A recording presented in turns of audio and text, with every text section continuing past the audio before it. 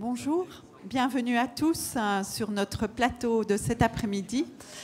Voilà, j'ai la chance et l'honneur de vous introduire ce sujet de l'international. Donc, effectivement, à aujourd'hui, partir en fait avec des rêves, de voir grand dès le départ, même si on démarre petit, c'est important. C'est important aussi parce que PrestaShop, en fait, à aujourd'hui, vous offre un panel de possibilités très important. Il faut savoir qu'en fait, PrestaShop représente à aujourd'hui 270 000 sites au niveau mondial, avec 50 000 sites sur le marché français. Donc ça vous donne déjà l'importance de PrestaShop à l'international, bien que ce soit effectivement une boîte française, Cocorico. À côté de cela, PrestaShop vous offre aussi 35 langues dans leur constellation. Et donc, je pense que nous sommes au bon endroit cet après-midi pour parler de l'international, surtout que nous avons autour de nous tout un magnifique panel à la fois américain, français, franco-français, et moi-même, je suis un genre de mash-up européen. Et je pense qu'on va pouvoir répondre à toutes vos questions, à tous vos points d'interrogation, et surtout, n'hésitez pas d'intervenir et de poser vos questions pendant cette conférence. Donc, je propose qu'on démarre tout de suite. Moi-même, peut-être deux mots en ce qui me concerne. Je suis en fait cofondatrice de bivolino.com. Nous avons lancé ce concept de chemise personnelle et sur mesure en 2000. Nous sommes à aujourd'hui leaders sur le marché européen de cette niche globale. Et il y a en fait 6 ans, j'ai repris à côté de Bivolino la gestion de la FEVAD belge qui s'appelle BeCommerce. Et aujourd'hui, je me lance pour une nouvelle plateforme qui s'appelle Cross Border Commerce Europe et qui va être lancée officiellement dans les semaines qui viennent. Voilà, donc avec plaisir, nous démarrons cette conférence. Donc peut-être voir chacun en détail qui vous êtes d'abord, rapidement votre parcours et votre focus international pour votre société. On démarre avec vous.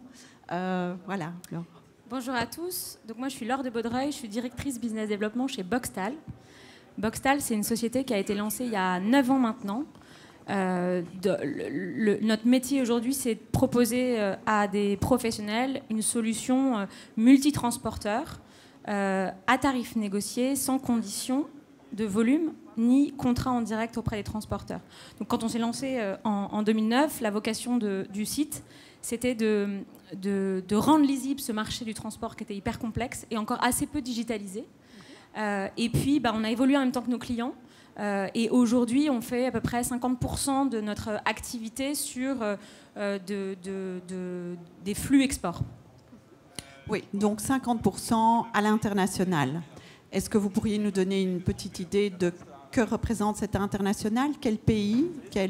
Alors, donc nous, on distribue des solutions de livraison. L'international, c'est à la fois l'Europe, qui est une partie importante, et puis le Grand Inter, où là, on est très fort sur la livraison vers notamment l'Amérique du Nord.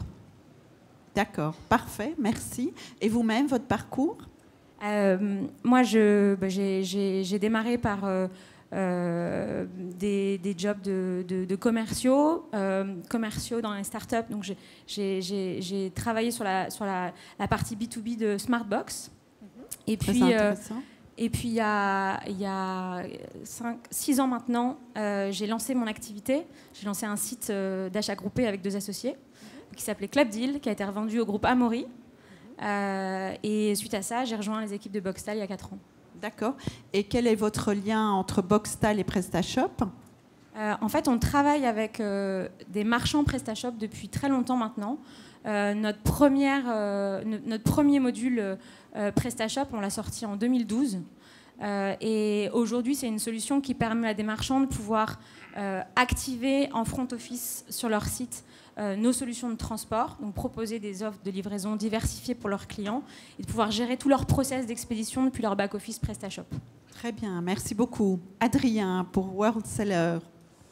Donc, bonjour à tous, moi je suis Adrien Silver, je suis cofondateur et directeur informatique donc, de la société World Sellers. World Sellers, c'est une association technique et métier de l'export afin d'offrir toute une offre de services pour justement aider les commerçants français à aller vendre à l'international. Pourquoi cela? Parce que tout simplement mon associé était le directeur export du groupe 3 Suisse, pour lequel, je recommence l'histoire et l'historique, on avait développé, quand je travaillais en agence, la solution export de ce groupe-là. La vie faisant qu'il y a des hauts et des bas dans les activités d'entreprise, on a décidé un jour de reprendre cette offre-là, de la packager et de l'offrir en marque blanche à tous les marchands français qui pourraient être intéressés sur base de notre expérience. Et quand on a mis en place ces solutions-là, qui sont aussi bien du conseil à la définition de la stratégie export, comment le faire, où le faire, avec qui le faire, on a dû aussi identifier différentes briques applicatives. Et j'ai retenu en tant que CTO la brique PrestaShop pour tout ce qui est la partie e-commerce, d'où ma présence aujourd'hui ici. Très bien, merci beaucoup. Et votre parcours perso? 10 ans en agence digitale e-commerce en tant que directeur de production et ingénieur en informatique. Et aujourd'hui, depuis 8 ans, toujours du conseil dans tout ce qui est assistance à maîtrise d'ouvrage pour la mise en place de sites e-commerce et marketplace.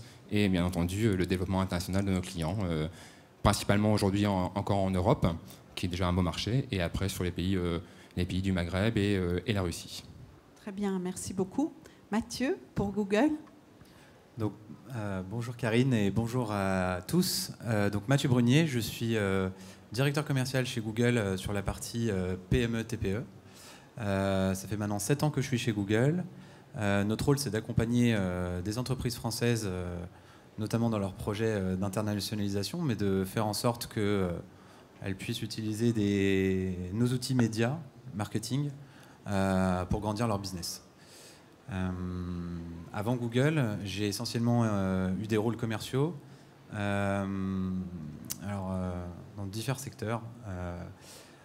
Précédemment chez Philips, une société hollandaise que vous devez connaître. J'ai également été chez Wrigley, des chewing-gums, Freedent et Airwaves. Et puis j'ai eu différents rôles aussi de commerciaux porte-à-porte pour notamment de la vente de lingerie. Donc j'ai vu vraiment tous les différents secteurs. Voilà. Très bien, merci beaucoup pour votre transparence et explication. Donc voilà, on voudrait voir si éventuellement vous avez déjà des questions, des enjeux, des problématiques à mettre sur la table dès le départ. Non, personne? Parfait, donc on démarre. Alors, sur le développement à l'international, donc on va parler de vos clients, bien évidemment. Quels sont les enjeux? Avec quelles problématiques est-ce qu'ils viennent vous trouver? Quels sont leurs challenges? Alors c'est vrai que de prime abord, nos clients nous disent souvent je me limite au marché français parce que l'international ça va être compliqué, le transport ça va être compliqué, les traductions, enfin en gros ils voient toujours plein de problématiques qui sont des freins. Nous, notre métier, c'est de les accompagner alors sur la dynamique transport, puisque c'est le marché sur lequel on est, et c'est de leur permettre en fait de démarrer à l'international avec des solutions de transport optimisées dans chaque pays dans lequel ils vont, qui répond aux attentes des clients locaux. Un client en Allemagne n'a pas les mêmes habitudes de consommation et donc les mêmes attentes en termes de livraison qu'un client en France. Donc c'est compliqué quand même. C'est compliqué. Donc ils ont raison de dire que c'est compliqué. C'est compliqué d'y voir clair en fait sur les modes de livraison adaptés, customisés pour chaque pays. Donc ça c'est compliqué. Nous notre métier c'est de le rendre simple et c'est de leur donner accès à une offre qui soit lisible, clé en main, customisable, qui puisse avoir la solution qui va bien pour envoyer vers le UK, la solution qui va bien pour envoyer vers le Canada ou les États-Unis. Notre métier à nous, c'est de rendre les choses simples. D'accord, très bien. Pour vous?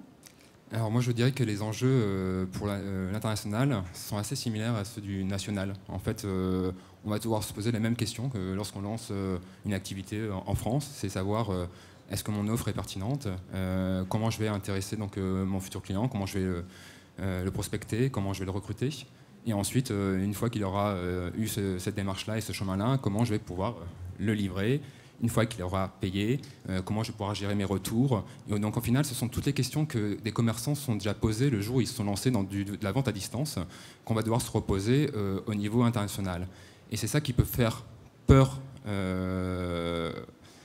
dans un premier temps, parce qu'on se dit, bah, tiens, si je dois me poser ces questions-là à chaque fois pour tous les pays que je veux, ça va être compliqué, ça va être lourd, je ne maîtrise pas non plus toutes les langues, parce que c'est aussi un des grands enjeux, hein, on veut intéresser, rassurer notre client. Si on n'a pas des services clientèle justement adaptés, qui puissent lui communiquer, qui puissent le rassurer en lui parlant dans sa langue, qui puissent lui donner des repères, parce que moi je vends en Pologne, mais je suis en France, donc je ne suis pas à proximité. Donc c'est tous ces sujets-là qui sont à réfléchir. Mais je vais bien te dire qu'il n'y a pas de choses très complexes. C'est des choses à faire une première fois, excusez-moi. Et c'est comme toute chose, une fois qu'on l'a fait une première fois, une deuxième fois, et ben après on a juste à le réitérer. Et avec un bon accompagnement et aussi une bonne maîtrise des notions de l'export et des différents pays, on y arrive à y aller.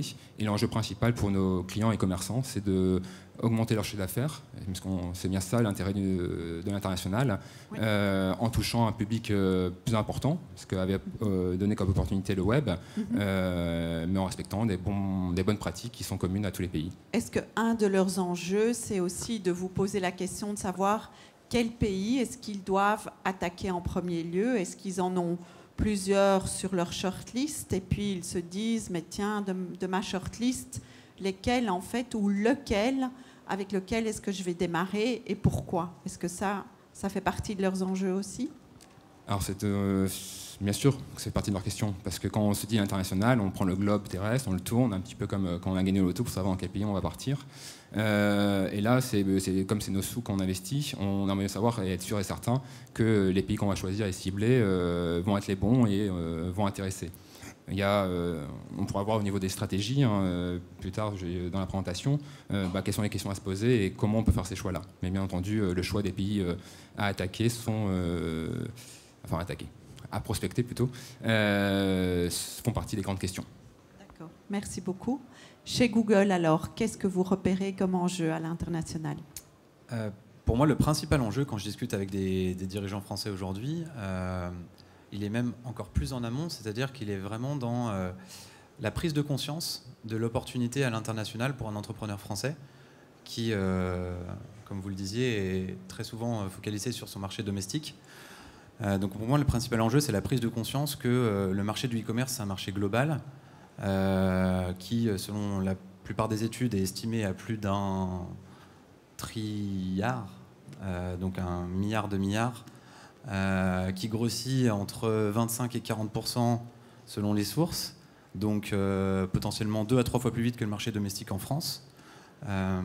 Et cette prise de conscience-là, en fait. Voilà, c'est possible en fait d'accélérer mon business en allant à l'international, et pas encore pleinement, je pense, accepté et compris par la plupart des business. Donc en fait, c'est plutôt un travail de pionnier pour leur donner l'envie d'aller à l'international, c'est ça? Donc je pense qu'en effet, après, il y a beaucoup d'obstacles, hein, c'est pas forcément facile, mais en tout cas, la demande est là, le potentiel de business est là. Je vais vous donner un exemple.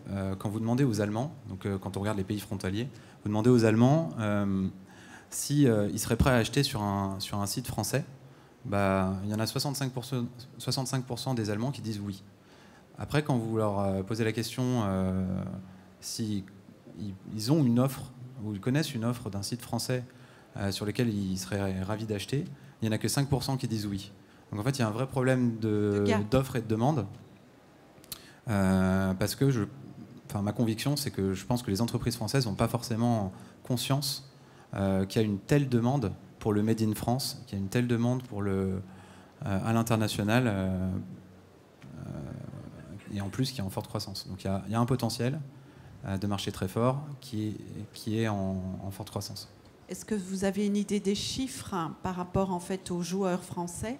Quels sont le top 3 des pays vers lesquels ils vont à l'international en préférence, en fait? Tout secteur confondu, mais en e-commerce, en vente en ligne. Alors en fait, ça paraît évident comme ça, mais en fait les pays sur lesquels la France a le plus d'interactions ou le plus d'achats cross-frontaliers, c'est avec l'Italie, l'Espagne et la Belgique, pour des raisons évidentes en fait.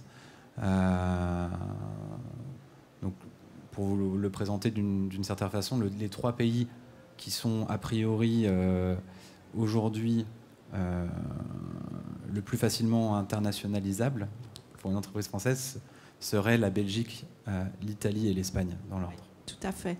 Effectivement, la Belgique est d'ailleurs le numéro 1. Parce qu'effectivement, la frontière, voilà, on est juste voisins. Moi-même, je suis à moitié belge. Et effectivement, c'est ce que j'ai toujours connu sur le marché belge, c'est qu'on connaît énormément de Français qui viennent sur ce marché. C'est le premier marché par excellence. Oui, tout à fait. Et la Belgique est un très beau laboratoire pour l'Europe. Donc, venez en Belgique, je vous le conseille. Tout à fait. Alors, on va parler maintenant stratégie, si vous le voulez bien. Laure, avec vous pour démarrer. Donc, d'après en fait ce que vos clients vous demandent ou vous rapportent, quelle est en fait leur stratégie transfrontalière européenne ?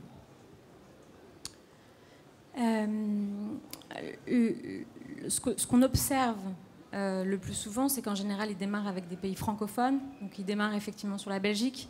La Suisse, je la mets de côté parce qu'il y a des contraintes douanières qui font que c'est souvent compliqué d'expédier vers la Suisse. La Suisse est hors du marché commun, hors de l'Europe. Exactement. Mais donc, le pays de prédilection, c'est la Belgique.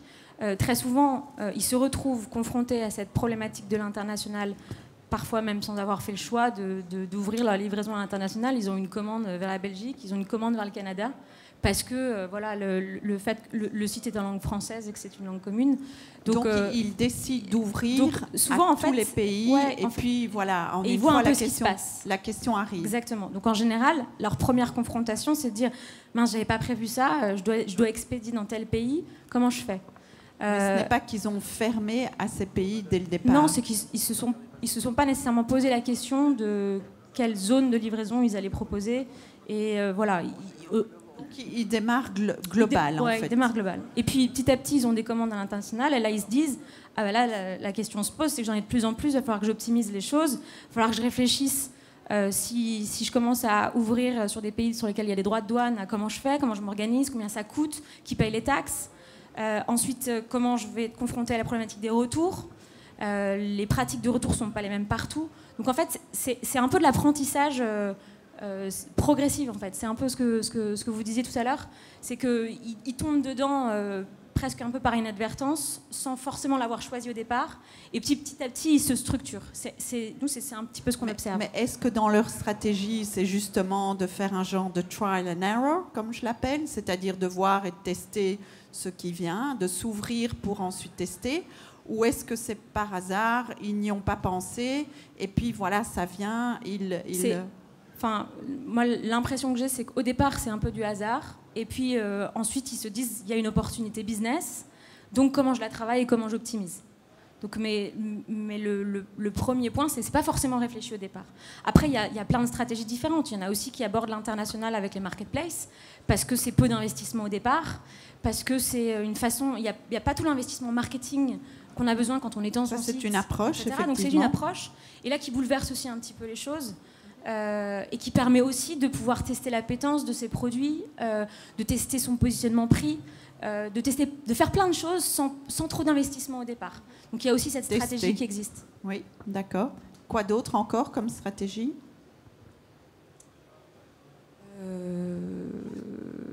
Je pense que c'est les deux principales que j'ai en tête, mais je vais vous laisser... Et c'est tout secteur confondu, il n'y a pas de... Il n'y a pas de différence, il n'y a pas une particularité par secteur qui se dégage. Nous, on travaille vraiment avec tout type de business. Ça peut être de la lingerie, du bricolage, des produits de beauté, de la pièce détachée automobile. Et c'est difficile de définir des patterns en fonction de typologie de marché. D'accord. Et vous, qu'est-ce que vous conseilleriez alors comme stratégie transfrontalière européenne ?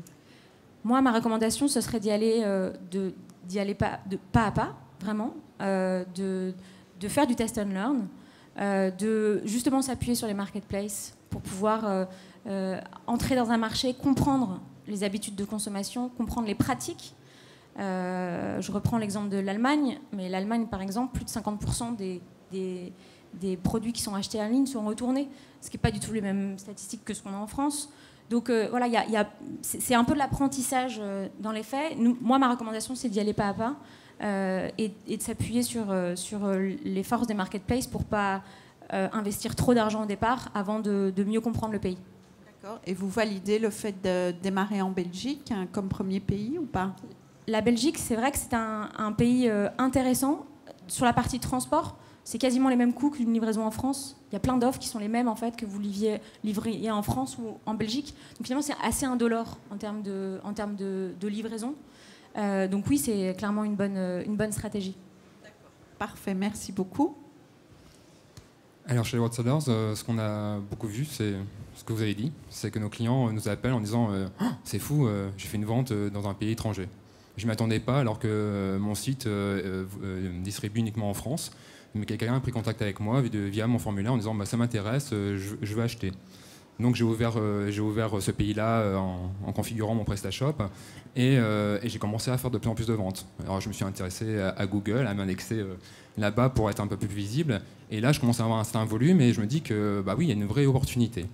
Et nous, quand on travaille donc en amont sur les stratégies, en fait, on a deux types de stratégies. On a la stratégie opportuniste. La première stratégie opportuniste, c'est y a quelqu'un qui veut acheter chez moi, je ne vais pas le bloquer, je vais y aller.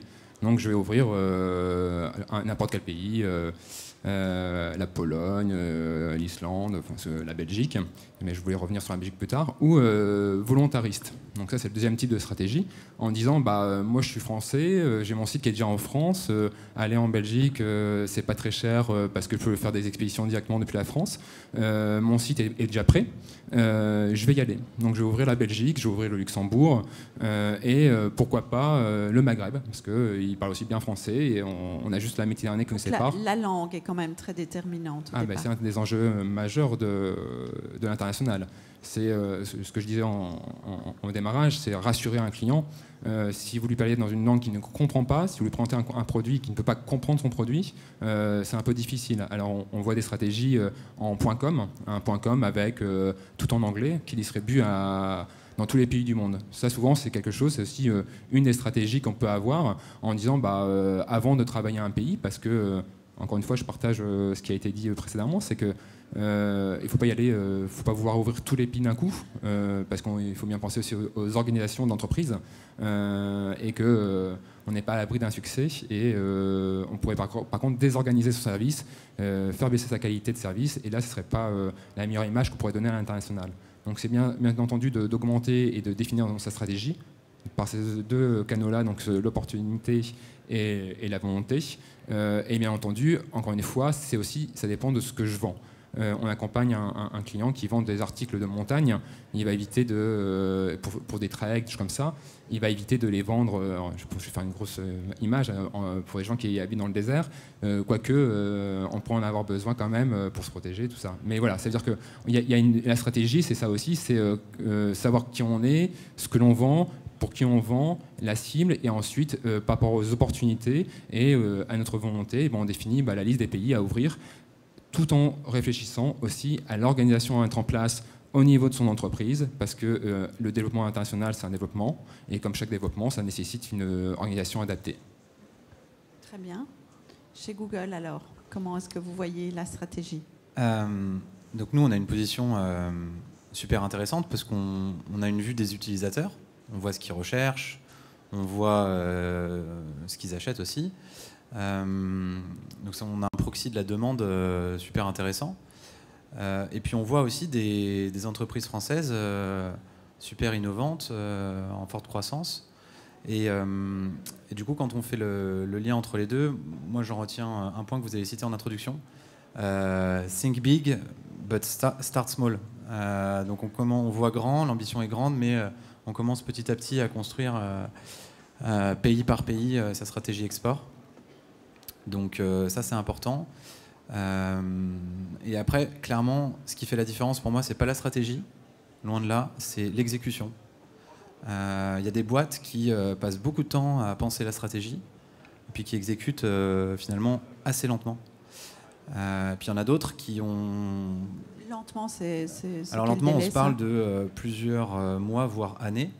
Vous savez, nous, on donne un message finalement, et quasiment le même message en même temps au marché. Une centaine d'entreprises en même temps. Celles qui vont réussir, c'est celles qui vont aller plus vite. C'est celles aussi qui vont réallouer leurs ressources d'un pays à l'autre. Si vous avez une stratégie de développement à l'international, mais que vous gardez les ressources au même endroit, sur le marché domestique, vous n'allez pas forcément avoir la capacité à exécuter rapidement votre plan de développement international. Et donc, bien sûr, je pense qu'aussi, dans la stratégie, il faut savoir s'allier à des bons partenaires, logistique, paiement, etc. Parce que dans les marchés qu'on connaît moins, il faut aussi savoir déléguer et s'appuyer sur d'autres acteurs. Mais en tout cas, d'une manière ou d'une autre, il faut exécuter vite. Et on n'est pas forcément capable d'exécuter vite tout nous-mêmes, surtout quand on est une boîte avec peu de ressources ou des ressources contraintes. Donc il faut s'appuyer sur des partenaires. Souvent, pour aller plus vite, moi j'ai vu des gros écarts de différence quand certaines boîtes se lançaient sur le même business, avaient plus ou moins la même idée. Il y avait, je prends l'exemple des matelas en ligne. Ça, c'est un business en ce moment qui est en train d'exploser. Vous voyez beaucoup de sites. Il y en a notamment un français qui s'appelle Teddy Bear. C'est une très belle niche. Exactement. Qui vendent donc des matelas en ligne avec un concept un matelas unique qui convient à tous. Et c'est des matelas qui sont en mousse compressée. D'ailleurs, la plupart sont fabriqués en Belgique. Bref, c'est le pays du matelas aussi, oui. Vous avez un marché énorme avec beaucoup d'entreprises. Celui qui va gagner la guerre, il y a 3 ans, ils étaient 10. On commence déjà à avoir un phénomène de concentration. Je vous garantis que dans 3 ans, il n'y en aura plus que 3. Et puis dans 10 ans, il n'y en aura plus qu'un. Celui qui va gagner, c'est celui qui sera global, qui sera allé plus vite que les autres, qui aura développé sa marque plus rapidement. Et probablement celui qui se sera appuyé sur les meilleurs partenaires. Donc ça, c'est quand même important dans la stratégie. L'exécution, pour moi, est plus important que la stratégie en elle-même, en tout cas. L'exécution, mais déléguer, s'appuyer sur de bons partenaires pour aller vite, pour être dans les premiers, puisqu'effectivement, voilà, le marché avance, on passe d'un océan bleu à une mer rouge et il s'agit d'y aller vite et plus vite que les autres pour être toujours là demain, en fait. Clairement. Ok, très bien, merci beaucoup. Alors peut-être aussi un zoom par rapport, puisqu'on disait au départ que s'appuyer sur les marketplaces, c'était un des éléments de la stratégie. Est-ce qu'on pourrait peut-être focuser là-dessus dans la stratégie, la marketplace, comment est-ce qu'on la voit chez Google? Comment l'aborder? Comment le faire? Et en marketplace, il y en a tout un tas aussi. Il n'y a pas que la grande marketplace, pour ne pas la citer. Donc là, ce serait peut-être intéressant de creuser aussi par rapport à cette stratégie-là. Qu'est-ce que Google recommande ou voit les choses comment? Quand on regarde comment se fait la croissance du e-commerce en France et à l'international, elle se fait notamment sur les marketplaces. Donc je pense qu'en effet, c'est une très bonne stratégie d'aller sur ces places de marché. Nous, notre objectif, Google, c'est d'aider les entreprises françaises à grandir. Donc, c'est pas anormal pour nous de recommander à certains de nos clients de développer soit eux-mêmes leur marketplace, soit d'aller à l'international via une marketplace. Donc en fait les deux. Les deux dans la stratégie. Ouais. Très bien, parfait, merci beaucoup. Je pense que ça, c'est quand même un élément important. C'est vrai qu'il y a quelques années, c'était pas possible de créer sa propre marketplace, mais là maintenant, c'est possible, grâce à plein de partenaires dont on parlait qui peuvent rapidement nous amener vers le haut, nous tirer vers le haut. Et ça, c'est vrai que c'est vraiment un plus. Donc, il faut en profiter. Le marché avance, la techno est là et il faut y aller. Voilà, effectivement. Est-ce qu'il y a des questions jusqu'ici dans la salle? Non? Pas de questions? Ok, on continue. Alors, ce qui nous intéresserait quand même de savoir, c'est de partager avec nous tous ici cet après-midi, en fait, vos tuyaux, vos recommandations, sachant voilà, toutes les problématiques qui sont mises sur la table au jour le jour. Qu'est-ce que vous donneriez comme tuyau, comme recommandation pour tous ceux qui souhaitent se lancer à l'international ou qui y sont mais qui veulent encore davantage être plus performants? Laure. C'est un peu ce que je disais tout à l'heure, c'est d'y aller progressivement, de tester l'appétence des marchés avec les produits que vous avez. Pour ça, utiliser les marketplaces, clairement, c'est un bon moyen de comprendre aussi quelles sont les pratiques locales d'un marché, etc. Et puis, une fois que vous avez identifié les marchés dans lesquels vous pensez que vous avez une carte à jouer, si ce n'est pas des marchés européens, l'idée, c'est sur la partie livraison, c'est de comprendre le fonctionnement de tout ce qui va être douane et compagnie, de se rapprocher des CCI et des organismes douaniers des pays dans lesquels vous souhaitez exporter pour comprendre. Ça, vous pouvez les accompagner? Nous, on peut les accompagner. En fait, nous, on accompagne nos clients avec tous les éléments, les formulaires de base pour pouvoir franchir des douanes, etc. Donc ça va être un bordereau d'expédition, des factures avec telle et telle mention en X exemplaires, etc. Mais après, il y a un travail du e-commerçant en fonction de la typicité de ses produits. C'est à lui de se renseigner aussi auprès des douanes pour comprendre. Je vous donne un exemple. Si vous expédiez des chaussures en cuir avec du croco vers les États-Unis, il y a des contraintes qui ne sont pas les mêmes que si le cuir, c'est pas la même. Enfin voilà, il y a vraiment des spécificités particulières. Donc c'est important de se rapprocher des CCI ou des ambassades des pays dans lesquels vous voulez exporter pour comprendre quelles sont ces particularités et pour les intégrer dans vos process. Est-ce que vous les connaissez à aujourd'hui et vous pouvez leur donner ces tuyaux sans qu'ils doivent encore aller se renseigner plus loin? Moi, je n'ai pas la connaissance approfondie de toutes les spécificités des produits de mes clients. Donc, je suis capable de leur donner accès à des outils, des databases, etc., pour trouver l'information. Je suis capable de les orienter vers des organismes. Mais moi-même, je n'ai pas la connaissance approfondie des contenus, des produits de tous mes clients. D'accord.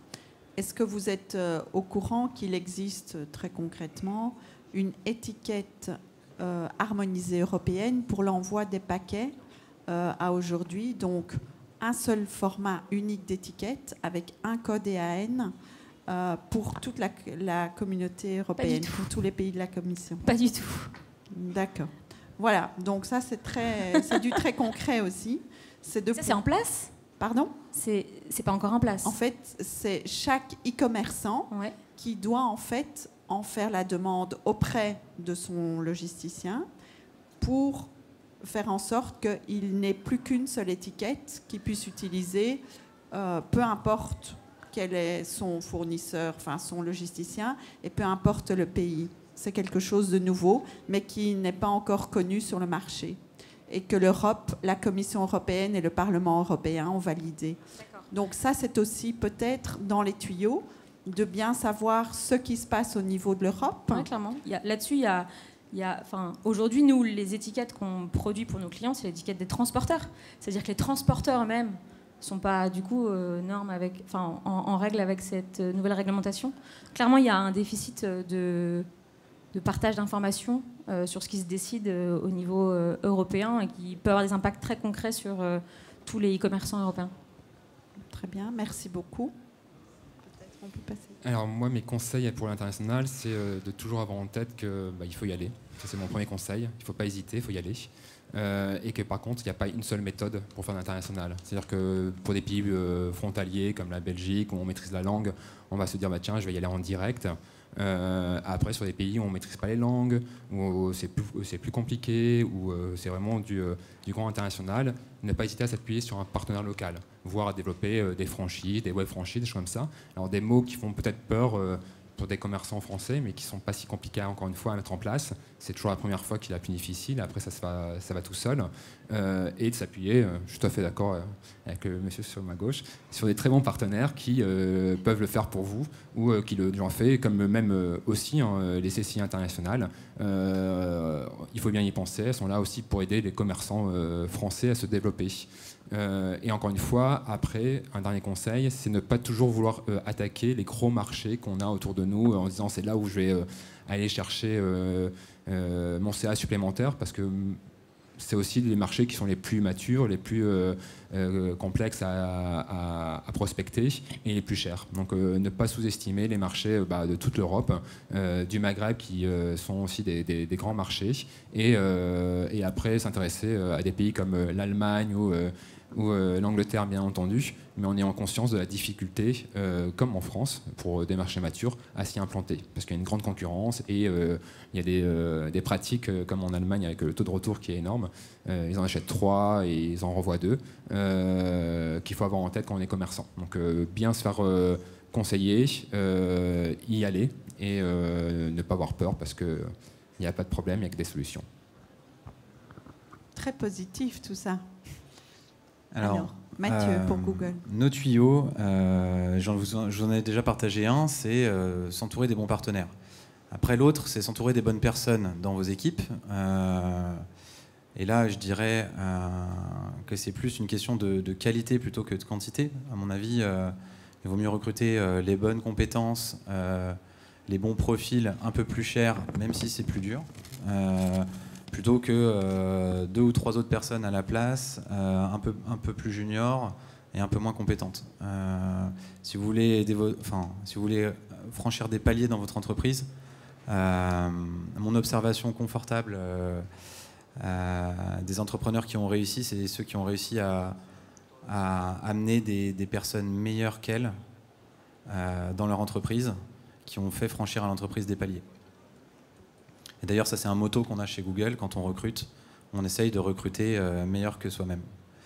Ce qui n'est pas dur pour moi, donc j'ai de la chance. Et ensuite, le dernier conseil, c'est d'essayer de baser toutes vos décisions sur la donnée. Et on vous propose 2 outils gratuits qui peuvent vous aider, ou je dirais même 3. Le premier, c'est Google Analytics, qui est bien sûr... je ne vais pas présenter Google Analytics, mais qui va pouvoir, par exemple, vous permettre de détecter que vous avez eu des ventes d'un pays transfrontalier, d'un pays frontalier. Le deuxième, c'est, vous chercherez dans Google, c'est Market Finder. Donc là, si vous voulez avoir une approche quantitative par pays, pour savoir en fait la taille d'un marché, etc., d'avoir des chiffres en fait sur un pays, mais aussi de les comparer entre eux, basés sur ce que vous vendez sur votre site. Donc il y a une analyse sémantique de votre site. Allez sur Market Finder. Cherchez dans Google Market Finder, vous le trouverez facilement. Et le troisième, c'est Consumer Barometer, le baromètre des consommateurs. Là, c'est plutôt pour avoir une approche qualitative du pays en question. Là, vous avez déjà décidé du pays dans lequel vous voulez aller, exemple l'Allemagne, et vous voulez en apprendre plus sur les comportements de consommation en Allemagne. Et c'est là où vous allez par exemple apprendre qu'en effet, le taux de retour en Allemagne n'est pas du tout le même que sur la France. Donc là, vous allez avoir des infos qualitatives sur les habitudes de consommation, et ça, c'est Consumer Barometer. Donc voilà, 3 choses, s'entourer des bons partenaires, s'entourer des bonnes personnes en recrutant notamment meilleurs que vous, et troisièmement, utiliser un maximum de données via Google Analytics, via Market Finder et via Consumer Barometer. Bravo, donc c'est de la data gratuite pour tous, en fait. Et d'ailleurs, ce n'est pas forcément que de la data Google, ça peut être de la data présentée par Google, mais avec des sources tierces, d'autres organismes qui ont publié ça de manière publique. Et combien de pays sont représentés? Vous avez une petite idée? Plus d'une 50aine, c'est sûr. Je n'ai pas exactement le chiffre exact. Ouais. Oui, bon, donc là, mais il y a vraiment, tout ce qu'il faut, quoi. C'est vraiment un super outil, méconnu, parce qu'on n'est pas très bon pour communiquer là-dessus. Donc je vous les recommande vivement. Oui, ça c'est un très bon tuyau. Merci beaucoup. Effectivement, il faut utiliser les outils qui sont là, et en plus, si c'est gratuit, c'est vraiment pas mal. Alors, on va peut-être se concentrer maintenant sur vraiment ce que l'expérience à l'international vous a donné comme do's and don'ts. Donc, qu'est-ce que vous avez entendu comme vraiment grosses erreurs qui ont été faites et que vous diriez, ben là, ne faites jamais ça, ou ça, il faut absolument faire, n'oubliez jamais de faire ça. Voilà, de vos clients. Laure, vous? Alors moi, j'aurais tendance à dire de ne pas négliger le service au détriment du prix. En fait, souvent, Sur les aspects livraison, la tentation est grande de se dire on fait au plus bas coût, voilà. C'est pas forcément une bonne idée. Vos clients qui sont à l'étranger, ils ont besoin d'avoir le même niveau de service que vos clients qui sont en France, sinon ils ne rachèteront pas chez vous. Donc ça veut dire quoi? Ça veut dire une expérience de livraison qui soit bonne, qui puisse suivre leur colis. Il y a trop souvent plein de sites qui proposent de la livraison à hyper bas coût, donc il n'y a pas de tracking, il n'y a pas de possibilité pour le client final de contacter le transporteur pour corriger la livraison, ce genre de choses. Ça, c'est vraiment pour moi des choses qui sont très rédhibitoires parce que l'expérience de livraison, qu'on soit en France ou à l'étranger, elle est critique dans la décision de réacheter sur un site. Elle est critique dans la décision même d'acheter tout court. C'est le dernier contact. C'est le premier et le dernier. En fait, plus de 60% des acheteurs en ligne disent que les modes de livraison, les possibilités de livraison sont un critère déterminant dans leur décision d'acheter. Donc c'est à la fois pour acquérir des clients et à la fois pour retenir, fidéliser et réengager des clients avec vous. Donc vraiment, c'est faire attention à ça. Je pense que c'est très important. L'expérience ne doit pas être dégradée parce que ce n'est pas votre pays de prédilection ou ce genre de choses. Ça, c'est vraiment le premier point. Deuxième point, c'est que ça rejoint cette logique de service et de qualité. C'est sur des aspects très spécifiques de la livraison, c'est pas négliger l'emballage. Si vous voulez que votre produit arrive loin en bon état, il faut que l'emballage tienne la route. Il faut aussi l'optimiser pour pas vous faire pénaliser par le poids volumétrique des transporteurs. Enfin, c'est des petites questions, c'est des petits points très, très pragmatiques, mais qui sont techniques et pragmatiques. Mais voilà, mais utiles. Et puis, enfin, je dirais, dans la mesure du possible, jouer à fond la carte du Made in France, ça marche très bien. C'est des éléments qui font que vous n'aurez pas le même produit que vos concurrents locaux. Donc si vous pouvez le faire, misez à fond sur cette carte parce que c'est une garantie de succès. Ouais, parfait, merci beaucoup. Donc moi je vais répéter ce que je dit précédemment en indiquant que la seule grosse erreur à faire, c'est justement ne pas aller à l'export. Parce que je pense que c'est vraiment des belles opportunités pour les commerçants français. Ensuite, ce qu'il faut faire, c'est y aller de façon réfléchie. Donc, même si il faut la mettre en œuvre le plus rapidement possible, il faut imaginer et bien identifier au minimum au niveau macro une stratégie pour savoir un peu où on va.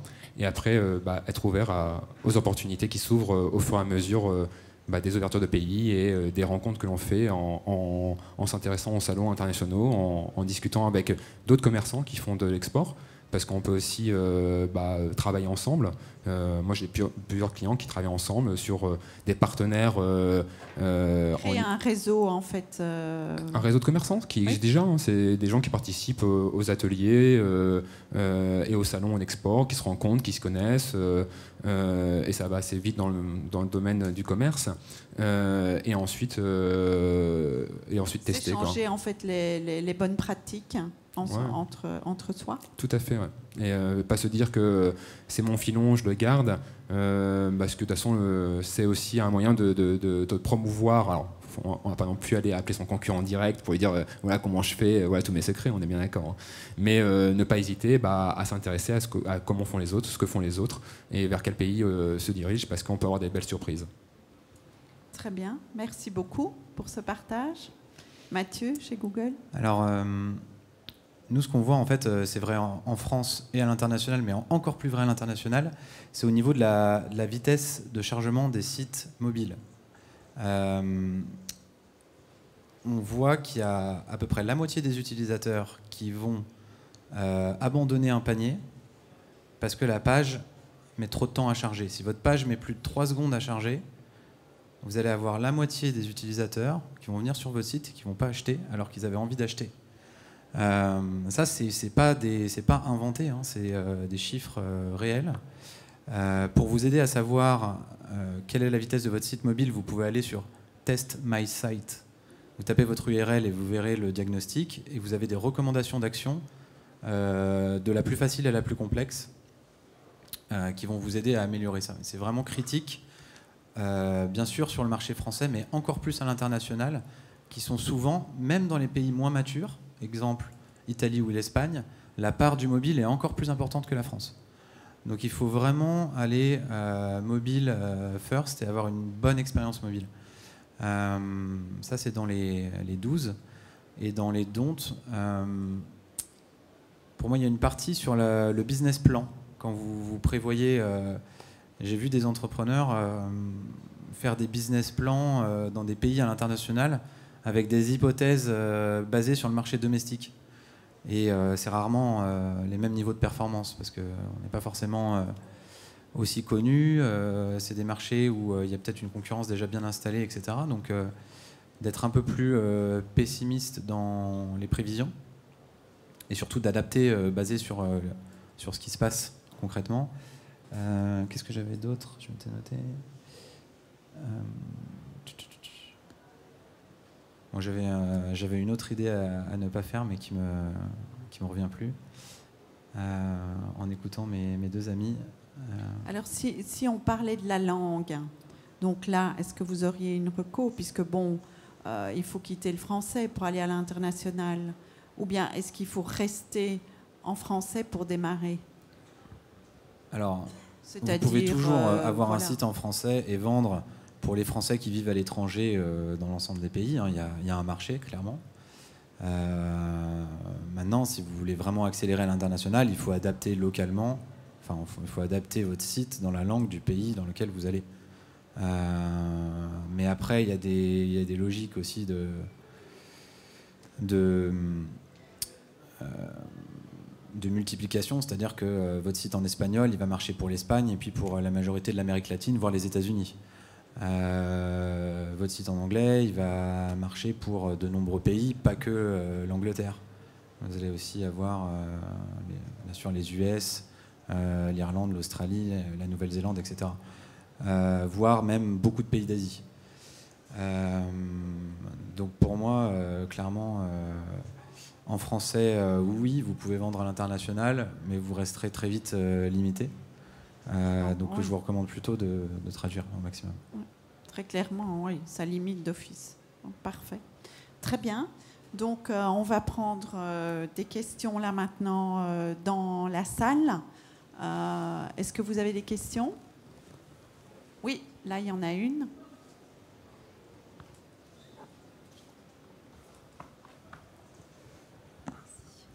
Bonjour. Peut-être vous vous présentez si vous voulez bien. Oui, alors je m'appelle Clara et on travaille du côté de Strasbourg. On a fait le trajet aujourd'hui et on conçoit des chaussettes d'équitation qu'on vend majoritairement en France et quelque peu à l'étranger, donc notamment l'Italie et la Belgique comme on en parlait tout à l'heure. Se pose donc justement la question, on a effectivement une traduction en anglais. Est-ce que, voilà, sur les gros distributeurs qui ont bien réussi à s'implanter sur l'étranger, il faut passer également sur un autre design, un autre graphisme, ou est-ce que les codes vont rester les mêmes selon les habitudes d'achat, les consommations? Simplement, en fait, est-ce qu'une simple traduction va suffire, ou est-ce qu'il faut vraiment s'orienter sur faire carrément un nouveau site un autre look and feel. Voilà, spécialement dédié pour l'Italie, pour les États-Unis, etc. Très bonne question. C'est vrai qu'on n'a pas encore abordé cette problématique-là. Donc Mathieu, de Google, peut-être... Alors je mets ma casquette d'expert utilisateur voilà. sur Internet. Pour revenir à ce qu'on a dit précédemment en termes de stratégie d'exécution, pour moi la priorité c'est d'aller vite. Donc dans un premier temps je dirais non. Allez-y avec votre site actuel traduit en anglais. Gardez le même look and feel, ça sera sûrement plus facile d'un point de vue infrastructure. Et dans un deuxième temps, quand vous aurez atteint une taille critique qui vous permettra d'amortir l'investissement d'un éventuel nouveau site, parce que c'est pas forcément, il n'y a pas forcément un besoin, vous pourrez le faire. Après, ce qui va vous permettre dans un deuxième temps de comprendre s'il y a un besoin ou pas de nouveau look and feel, ça va être en analysant les parcours sur site. Il y a des sociétés qui le font très bien, qui vont vous montrer en A/B testant. Il y a une société française, A/B Testy, qui est super. Même dans certaines fonctionnalités de Google Analytics, vous pouvez le faire. Mais en gros, essayez de comprendre les parcours sur site et voir si les comportements sont différents, s'il y a des pages où il y a beaucoup plus d'abandon et qui nécessiteraient éventuellement une refonte. Mais en tout cas, ce qui va être important, surtout sur les marchés anglo-saxons, c'est d'avoir une approche vraiment unifiée pour le mobile. parce qu'il y a une part de demande qui est beaucoup plus forte sur le mobile, et il y a des attentes en fait utilisateurs qui sont déjà très très matures. Voilà. Merci. Avec plaisir. Deuxième. Oui, est-ce que j'ai un petit point à rajouter, moi. Oui. Vous parliez de l'Italie. Moi, ma recommandation sur l'Italie, c'est que, en fait, en général, c'est de regarder quand même les spécificités en termes de mode de paiement et en termes de livraison. Sur l'Italie, ce qui est très demandé, c'est la livraison contre remboursement. En fait, c'est le paiement à la livraison. Donc, je pense que ça peut nécessiter des customisations de votre site et que là-dessus, il faut être vigilant. Ça, c'est spécifique Italie, alors. Oui, merci beaucoup. Après, encore une fois, sur Market Finder, vous allez pouvoir trouver... toutes les spécificités, pays par voilà, pays. Exactement. Et exemple, en Allemagne, le mode par virement est super important à avoir en termes de paiement. Tout à fait. Comme la carte bleue en France. En carte bleue en France, vous oubliez. Pareil. Et Bancontact en Belgique. Je vous donne d'office toutes les ficelles. Mais on avait encore une autre question. Oui, merci. Oui, bonjour. Gilles Bader, Les Caves. Donc on est e-commerçant dans le monde du vin. Principalement sur le marché français, on fait un tout petit peu d'export. Par contre, au niveau de Google, pour développer notamment les pays frontaliers français, donc Belgique et Luxembourg. Est-ce qu'il y a une astuce pour mieux se faire référencer en SEO tout en étant en .fr avec un serveur en France? Ça, c'est une très bonne question technique pour Google. Alors, vous pouvez poser cette question sur le forum des webmasters SEO qui seront bien meilleurs que moi, parce que là, vous avez des vrais techniciens qui vont vous répondre. Voilà, juste en termes de changements récents, on prend en compte maintenant dans tous les référencements payants et naturels la vitesse de chargement des sites. Donc pour revenir à ce que je vous disais précédemment, pour être bien référencé dans ces pays-là, surtout quand vous avez moins de volume de trafic et potentiellement une moins bonne vitesse, ça va devenir vraiment important de travailler dessus. Ok, merci. Encore une autre question? Oui. Merci de donner... Oui, merci beaucoup. Parmi les pays francophones... Est-ce que vous pourriez vous présenter, s'il vous plaît, d'abord? Merci. Oui, je m'appelle Soulon, je débute dans l'e-commerce. Et je voulais savoir, qu'est-ce que vous pensez des pays francophones, par exemple le Maghreb, les pays du Maghreb? Est-ce que c'est une opportunité ou non? Pour l'instant, il vaudrait mieux, ce serait plus dans un second temps. Alors, vous nous avez parlé déjà du Maghreb, voilà. Je pense que le Maghreb est une véritable opportunité pour les marchands français, pour des raisons simplement culturelles, parce que ce soit au Maroc, en Algérie, en Tunisie, on parle français. Il y a une histoire entre la France et ces pays-là qui font que les grandes marques françaises, en tout cas la mode et la culture française, sont bien présentes également. Et il y a beaucoup de flux de personnes et de choses comme ça qui se passent dans ces pays-là. Après, il y a certains pays qui sont plus ou moins matures au niveau du e-commerce. Moi, je travaillais 2 ans à l'offshore au Maroc, donc je connais bien ce pays-là. Et je reste persuadé qu'il y a des vraies opportunités. Et je reprends l'idée de les premiers sont ceux qui vont surtout marcher le mieux. Donc, c'est-à-dire qu'il y a de la place à prendre dans ces marchés-là. Et donc, il ne faut pas hésiter à y aller. Après, toujours avoir en tête d'adapter sa stratégie, d'adapter ses méthodes et de valider les sécurités pour être sûr des moyens de paiement, pour être sûr des livraisons, etc., etc. Mais donc ça rejoint le fait de choisir des bons partenaires. Mais oui, ces pays-là, sont des belles opportunités. Merci pour cette question. Encore une question devant. Bonjour, c'est surtout pour Google. Donc je débute dans le e-commerce et c'est surtout par rapport à la Suisse qui a plusieurs langues.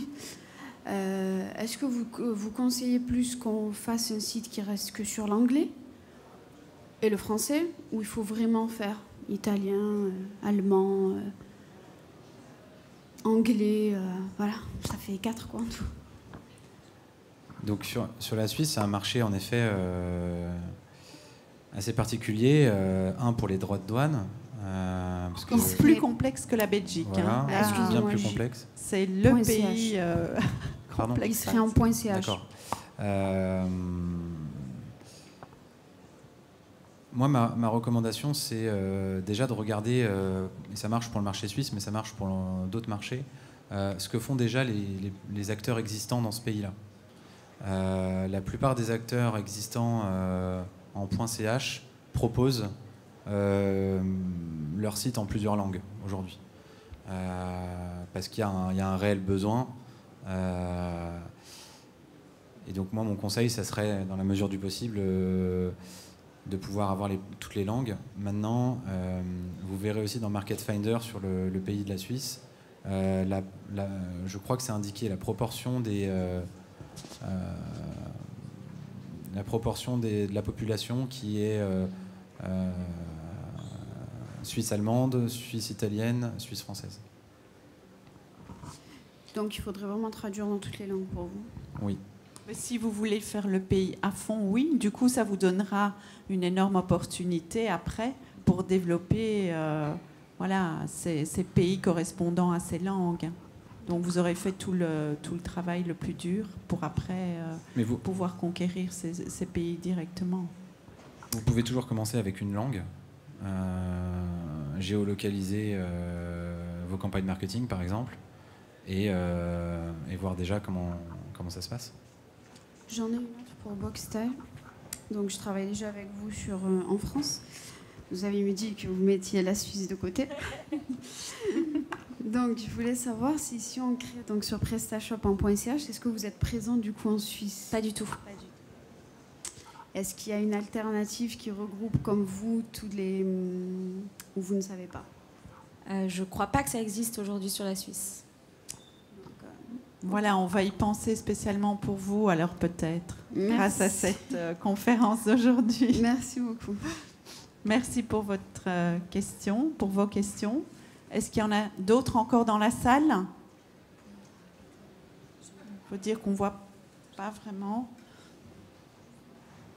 Est-ce qu'il y en a encore d'autres? Non, je n'ai pas l'impression. Non. Donc alors, il me reste simplement à vous remercier, en espérant que vous ayez quand même quelques bons tuyaux avec vous en partance cet après-midi, et remercier en fait notre panel du jour. Je pense qu'on a essayé de vous éclairer le plus possible sur l'international. Merci à vous et à très bien vite. Au revoir. Merci. Merci.